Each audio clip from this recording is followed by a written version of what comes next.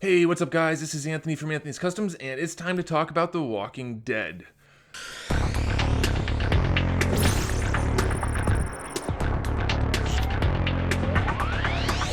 So, I was out of town when the last part of Walking Dead ended. I didn't get to do a video about it. I ended up being stuck out of town for like almost a month, and by the time I got back, it just seemed like it was too late. Nobody would have cared if I did a video about it, so I never did. Never talked about the finale, so I'm going to mention it briefly, but then we're going to move on to this season opener.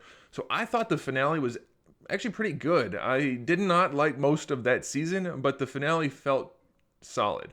I think they did a lot of, not a lot better, but a better job of making it realistic.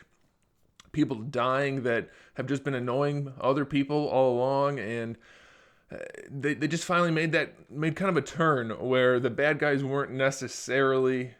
Well, it's kind of funny because the bad guy did a lot of killing, but the people he killed were wins for the audience as far as I'm concerned. Like killing Spencer, man, I'm so glad they got rid of Spencer. He sure deserved it by the end there. So anyway, there were some bad things that happened, but it made me feel good as an audience or as part of the audience, and so I really liked the way that episode went. There was kind of a turning point. We're thinking, well, maybe Rick's crew's got a chance after all. It wasn't quite so doom and gloom and just made you feel like crap for watching it. So that was good. I really liked the finale. For the most part, it was solid. Now we have the season opener. They kind of have a little bit of momentum, despite the fact that there's a huge gap and you lose all your momentum. A little bit, story-wise, going forward.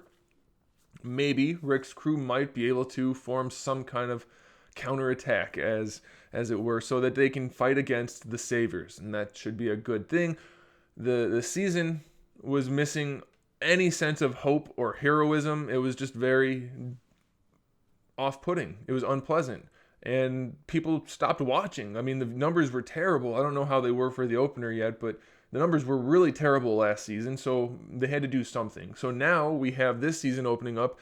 It's basically all positive. Everything that happens this episode is a good thing. Mostly everything, anyway. We have hope. We have that sense of heroism. We don't feel like all of our heroes are just beaten up and unable to do anything. It's such a better feeling to watch the show. Now, don't get me wrong. It wasn't like everything's awesome, but it's presenting the opportunity that may be the case, and that wasn't even there before. So I think that's pretty good. That's kind of important if you want your audience to have fun watching the show. They have to feel like they're working towards something, not just feeling like crap every Sunday night. So that's a good thing.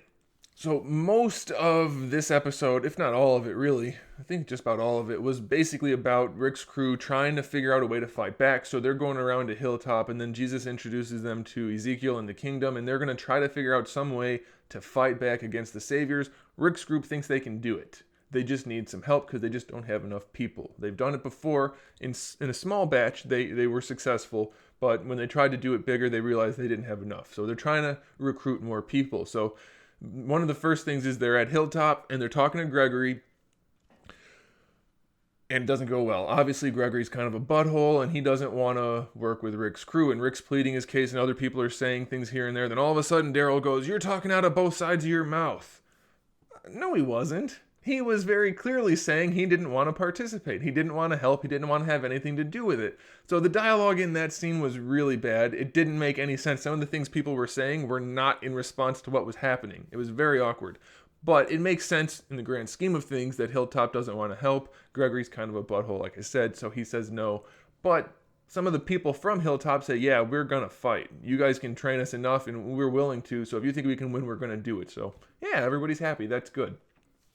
Then Jesus says, it's time for you to go to the kingdom. And that was kind of cool because Kingdom's really awesome so far, and Jesus is a pretty cool character. So let's mix those guys up into one storyline and it'd be good. So it is. So he takes them to the kingdom, and the whole tiger thing it afforded some interesting conversation. So that was kind of cool. And then Rick's basically doing the same thing, pleading his case to Ezekiel.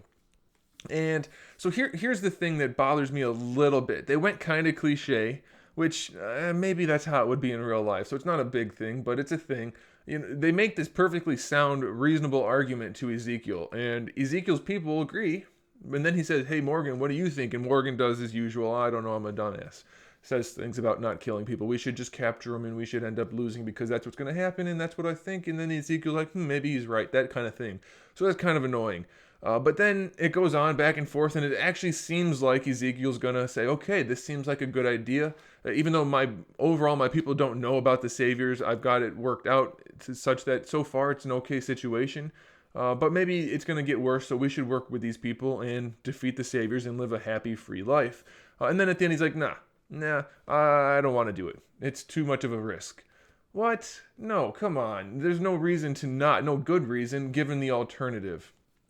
And Daryl makes a good point at the end when Ezekiel says, "So far it's peaceful. They don't come inside our walls. We're gonna leave it the way it is." And Daryl's like, "How long do you think that's gonna last?" And he's right. You give a mouse a cookie, he's gonna want to take over your town. That's how it's gonna happen. So it doesn't really make sense. Real life makes sense for Ezekiel to say no. And at some point, I don't know based on the comics, I'm not worried about the comics, I'm worried about storytelling in general. If they do it the way every show's ever done it, something's going to happen, and Ezekiel's going to realize he should align with Rick and the Hilltop people, and then they're going to form an attack. I'm guessing. And maybe the shore people, the waterside people, what are those people called? The ladies with all the guns? They're going to get worked into it too, obviously. But Ezekiel's going to switch around eventually. He has to. So I think it would have been cool to see them not follow the norm and just have them sign up right away. Yeah, let's work together. We have all this ability. Let's do it. Now, of course, some of his people are with Rick, the one guy that got punched in the face before. But as a whole, Ezekiel's against it. So it's just kind of disappointing. I think they could have handled it a little bit better, but we'll see. I'm sure it'll come around. Another thing that happens this episode is that the Saviors realize that Daryl's missing. So apparently there's no time in between, not much time at all in between last season and this season. So we have a radio now in Alexandria, and we can hear what the Saviors are talking about. Apparently, they didn't count their radios, and they didn't realize that we stole one. Jesus stole it. So anyway, we're listening, and they realize Daryl's missing, or they're just finally talking about it, whatever, and they say, well, we're going to go get him back. So they go to Alexandria, and they say, we're going to find Daryl, and if he's here, it's not going to be good for you, blah, blah, blah, the usual bad guy spiel. And as they're looking for Daryl, they're destroying a bunch of stuff. They say, we're not going to take anything. We're not here for a pickup, but we're going to look for Daryl, and we're going to break all your stuff in the meantime. Well, that doesn't make any sense. The Saviors work by taking things from other people. If the other people don't have anything, they can't find more stuff. And if the other people don't have stuff in the first place, the Saviors can't take it. It doesn't do them any good to smash their stuff. I'm tired of seeing that just for the dramatic effect. Oh, look how bad these guys are. They're breaking the china. No, that doesn't make any sense. We don't need that. It doesn't need to be in there at all. So I'd rather they didn't do that anymore. It would make more sense and just doesn't fit. The last thing we need to talk about is Father Gabriel. He made a pretty big turnaround last season. That was pretty awesome when he called Spencer, I think he called him a tremendous shit. I think that's what he said. That was awesome. I love that scene. A whole bunch. Might be my favorite scene in the entire show. So it starts off with Father Gabriel. He's on watch. And apparently he has an epiphany or realizes something's up. He goes and cleans out the store of supplies, loads them in a car, and leaves. And that's all we see of him. We don't know what else is going on, other than he's left a note for Rick and everybody, and we're going to see how that pans out next episode. We're supposed to think that Gabriel just kind of left. He said, screw it, I'm going to go on my own. But obviously, based on how he acted last season, and then we find out that he left a note and everything, he's got some kind of plan, and it's probably to go against the Savior. So I think that's kind of cool that Gabriel's exercising some agency. He's doing some stuff. He's making some moves, and I think that character has a great opportunity to be a big player. So I was very happy with this episode overall. There was one scene that did bug me a little bit, and that was the highway scene where they're stealing the explosives, and then where they have the two cars that are tied together with the cables, and then they cut down all the zombies. The explosive thing was a bit far-fetched in that they had to take it all, and that presented or created a problem, a timing problem. Leave a couple behind, you still have enough, or come back for it, whatever. I mean, don't purposely create situations just so we can have cool scenes or tension. I don't like that. I don't like forced stuff, so they could have definitely handled that better. And then the thing with the cars, cutting down all the zombies. Yeah, it's a cool idea, and it was handled fairly well, but here's the thing. Why, for the part that they had to drive it, why were all the zombies only in the middle? There were no herds blocking the road. They were just in the middle to get cut down, so it felt pretty contrived. Yeah, it was a cool scene, but make it at least a little bit realistic. Yeah, I don't know. And then Rick's fighting through a herd of zombies just with his bare hands, not getting bit or anything, and he's fine. So, be consistent and let's make things a little bit realistic, and the show will go a long way, I think.